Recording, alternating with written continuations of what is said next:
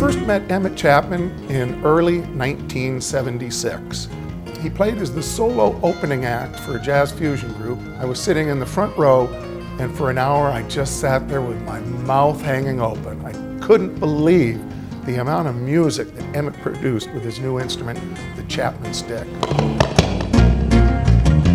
Emmet and his family have a very unusual business. They make these instruments by hand in the basement of their home, and they've been doing so consistently now for approximately 32 years. As far as I know, Emmet was the first person to really take the two-handed tapping technique to the heights that he did.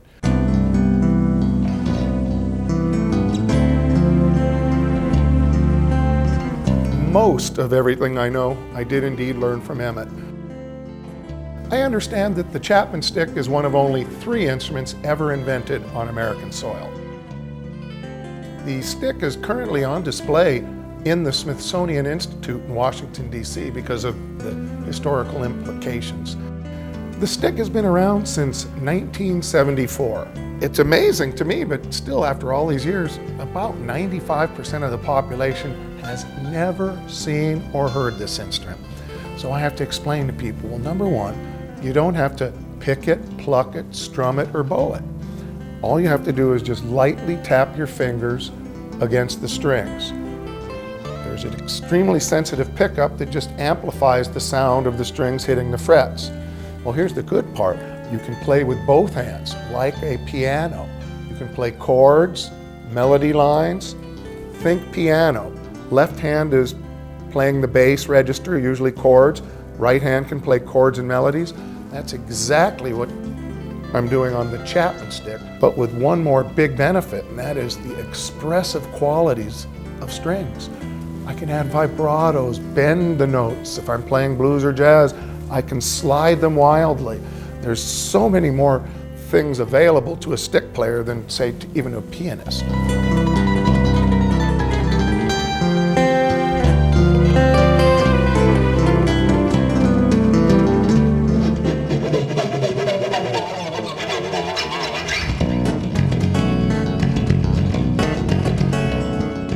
There's probably not quite 6,000 of these instruments in existence.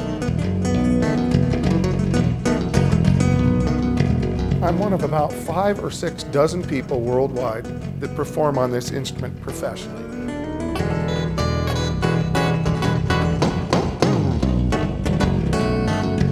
The most famous stick player of all, to the best of my knowledge, is Tony Levin, who is a professional bass player who's toured and recorded with such bands as Peter Gabriel, King Crimson, and he also doubles on stick.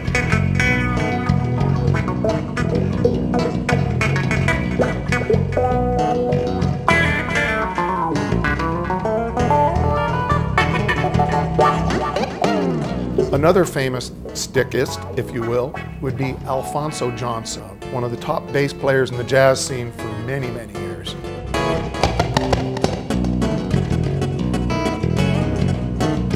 The stick has influenced contemporary music because over the last 32 years, you've noticed that there's been people that are starting to play their guitar and incorporate a tapping technique.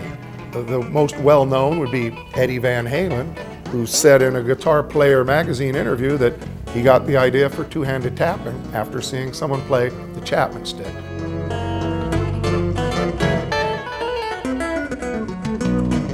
I think the two-handed and the tapping technique has entered into the lexicon of guitarology, if you will, and a lot of newer guitar players, younger ones, are not even aware of where it came from.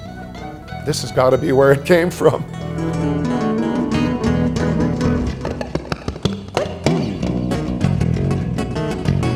As far as finding my own style on the stick, I think it found me. In the beginning, at least the first 10 years when I studied under Chapman, I just wanted to learn how to play the darn thing. I wasn't worried about style.